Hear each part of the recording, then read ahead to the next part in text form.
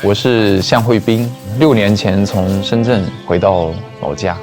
回来之前跟孩子的妈妈已经分开了，现在就是我跟着我的儿子跟女儿，然后呢还有我的父母亲，在家里面呢酿酒，我做一些药材，还建了美术馆。裴田村呢，它是属于客家的一个古村落，闽粤赣3省的这个三角地带，算是大山深处了，有800多年的这个历史，耕读传家，然后尊师重教，做这种设计时装摄影师20年，就是在城市里面的那种疲倦了嘛，身体已经支撑不住。父母亲其实年纪也大了哈，我妈妈其实是一直跟我在深圳就带小孩，超过10年的时间。然后呢，我父亲一个人在家，就很清晰未来10年会是什么样，迫不及待想换一个方向。租下这个房子的时候，他已经有10几年没有人居住，租金1年大几千块钱。这个院子的改造60几万，会有个中堂供奉祖先用的。会有天井这种就是四水归潭嘛，4点基呢，客家传统的平民的民居。最大的改造呢，就是把夯土墙把它还原出来，又把原有的这个石灰全部铲掉，地面也是用我们这边三合土，越久呢它越光泽，整块地面都是有石头的质感。墙壁的隔断会用竹子竹篾编织成骨架，有透气感，还有很轻便。自己定的一个原则吧，不用新的木料。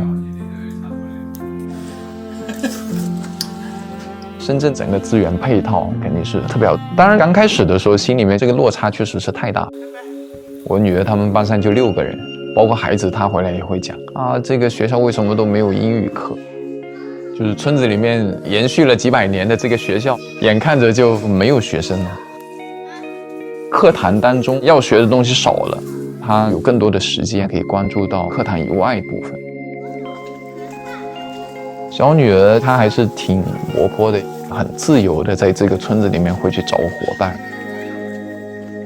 反观城市的一个生长环境，我觉得是不够全息的，恰恰缺失了最根本的部分，就是天性。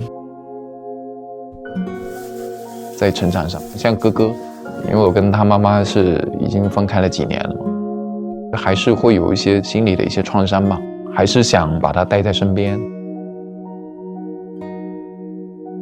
祖父是老中医的缘故吧，他对酒曲也很有研究，收集了10几个方子。那个时候我们帮爷爷碾药去做酒曲，关乎于我们整个家的生计。回来小半年的时候，就想做一个米酒，世世代代我们传下来当地的老种开始做起。去到每一个村落去搜寻，很多品种都已经断掉了，保育的我们当地的有第6个品种，是复垦了将近30几亩。在我们客家地区，食养从田间地头、房前屋后会采一些草药回来，炖在汤里面拿来做菜，就是祖祖辈辈好像我们这里就这么下来。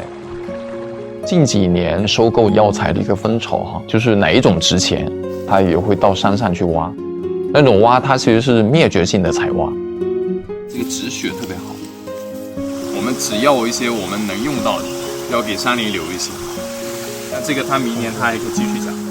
把这么好的一块林子租下来，这些药材把它保育下来，租下来是3400亩，40年。真的要把你拉下来。父亲这个角色哈，一片事业，我又要去管顾2个小孩，是一个巨大的挑战。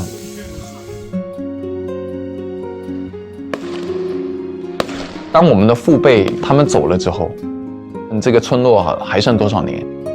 能够全套的掌握农耕系统这些记忆，是不是最后一代人？我们不可能回到800年前那样子的一个生活状态，需要用一种新的方式去转化。回望在城市里面的那个10几20年，另外一个世界，代际之间的这种关系呢，好像会越来越清楚。